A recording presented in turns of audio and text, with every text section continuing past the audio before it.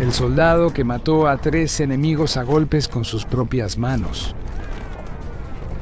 Para sus compañeros de trabajo, él era, aparte de su enorme tamaño, un tipo común que fumaba puros en los pasillos y leía libros durante sus descansos. Pero para sus camaradas en el ejército, él era la leyenda que aplastaba los cráneos de 2 soldados chinos golpeándolos entre sí con sus propias manos. Esta es la historia de David Blick, uno de los más valientes soldados que alguna vez recibió la Medalla de Honor. Nacido el 27 de febrero de 1932, David Blick era un mormón de la zona rural de Idaho. Con una altura de 1.96 metros y un peso de 113 kilos, era un verdadero gigante que se convirtió en ganadero después de dejar la preparatoria. Sin embargo, no quería ser agricultor para siempre. Sabía que había todo un mundo allá afuera, lejos de Idaho, y estaba desesperado por conocerlo. El 1 de noviembre de 1950 se unió al ejército de Estados Unidos y fue enviado a Fort Riley, Kansas, para entrenamiento básico. Allí estaba, asignado a una unidad médica del Regimiento de Infantería número 223, que formaba parte de la 40ª División de Infantería. Al estallar la Guerra de Corea en 1950, su división fue llamada a servir. Tras otro entrenamiento médico intensivo, fue enviado a la península de Corea en enero de 1952. Tras ser ascendido a sargento, a su pelotón se le asignó la tarea de defender una región montañosa alrededor de Minari-Gol. Esto estaba justo junto al paralelo 38, la frontera actual entre Corea del Norte y Corea del Sur. Para 1952, la Guerra de Corea había pasado de ser un conflicto dinámico y expansivo a un estancamiento difícil, con combates constantes de baja intensidad.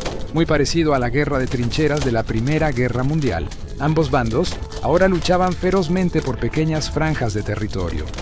Fue en este contexto que a las 4:30 de la madrugada del 14 de junio de 1952, David Blick partió en una misión como parte de una fuerza de reconocimiento compuesta por 20 hombres. Su objetivo era explorar las posiciones de los chinos, quienes estaban aliados con los norcoreanos, para averiguar si estaban planeando un ataque inminente. El terreno que debían investigar, una mezcla de arbustos bajos y pequeñas depresiones en la tierra, los dejaría extremadamente expuestos. Como resultado, aproximadamente 2 horas antes, otra compañía estadounidense había lanzado una ofensiva a su izquierda para desviar la atención. El problema es que no funcionó. Al llegar a la cima de la colina, el grupo recibió fuego automático de armas pesadas. Blick, al final de la fila, corrió de inmediato hacia sus compañeros caídos. Después de aplicar vendajes de primeros auxilios y asegurarse de que estuvieran estabilizados, siguió al resto del grupo hasta la cima de la colina. De pronto, vio a otro soldado estadounidense caer. Fue en ese momento cuando David Blick fue más allá del deber al lanzarse a la trinchera enemiga, donde estaban atacando a sus compañeros. Al lanzarse contra un soldado chino que avanzaba hacia él, le rompió el cuello con sus enormes manos mientras forcejeaban en el suelo. Al ponerse de pie, apenas tuvo tiempo de recuperarse cuando vio a otra persona abalanzarse hacia él. Instintivamente, lo agarró por el cuello. Empujó con tanta fuerza que la tráquea del hombre se aplastó como una manzana al ser prensada.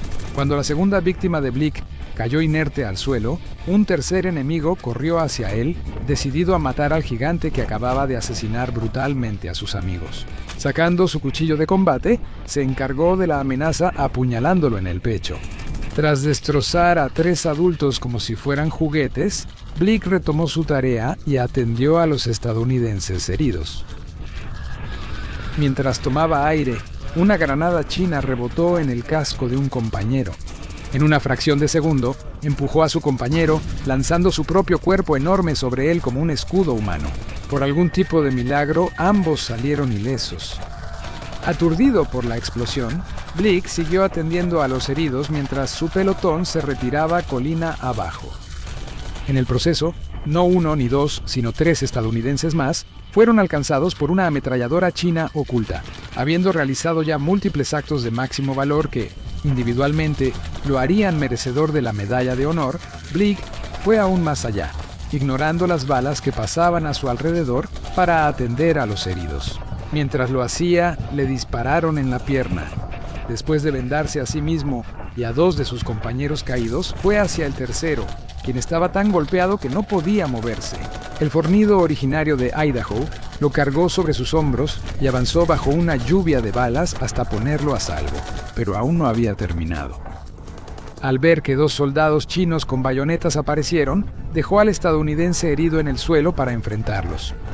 En una demostración de agilidad extraordinaria para un hombre de su tamaño, esquivó sus ataques y agarrando ambas cabezas, las golpeó entre sí con tanta fuerza que murieron instantáneamente. Dejando a un lado los cuerpos pequeños, el gigante bondadoso levantó de nuevo a su paciente y siguió adelante.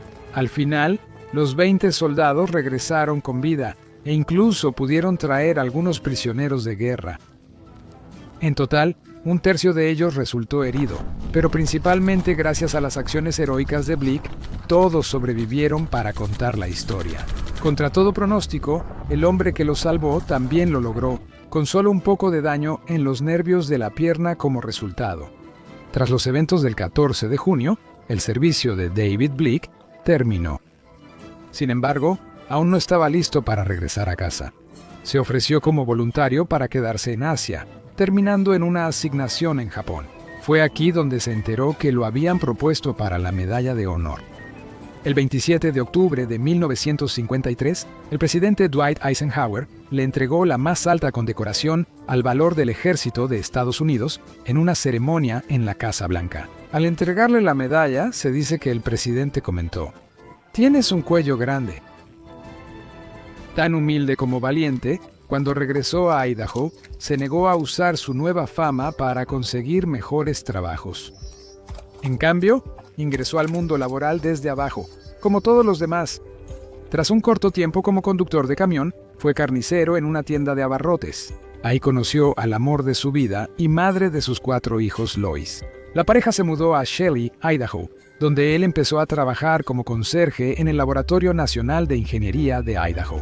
Según sus colegas, familiares y amigos, David Blick era un hombre tranquilo y modesto que casi nunca hablaba de su hazaña sobrehumana. Esto se debía a que, según su esposa, y cito, él no podía entender por qué todos querían hacer tanto alboroto por él. Él solo hacía lo que hacían los demás. La diferencia era que él era el doble de fuerte. Fin de la cita. Aún así, aunque en gran parte estaba contento con llevar una vida normal, de vez en cuando se notaban destellos de su estatus privilegiado. Un compañero de trabajo recuerda cómo una vez Blick fue invitado a una ceremonia especial de reconocimiento en la Casa Blanca, pero su jefe no le permitió ir porque estaba en medio de un proyecto. Un poco después, la alta dirección del laboratorio fue informada por la propia Casa Blanca de que David Blick tendría tiempo libre para ir, les gustara o no. Tal como lo hizo en el ejército, a base de trabajo duro, coraje y determinación, David Blick ascendió en su carrera únicamente por su propio esfuerzo. Cuando se retiró a mediados de la década de 1990, David Blick se había convertido en el jefe de técnicos de celdas calientes del laboratorio, encargado de desechar las barras de combustible radiactivo. El 23 de marzo de 2006, David Blick falleció, dejando atrás 4 hijos, 9 nietos y 6 bisnietos. Debido a su reputación, tenía derecho a un entierro con todos los honores militares en el Cementerio Nacional de Arlington. Pero las ceremonias nunca fueron su estilo. En cambio, eligió ser incinerado y que sus cenizas fueran esparcidas por su amado Idaho.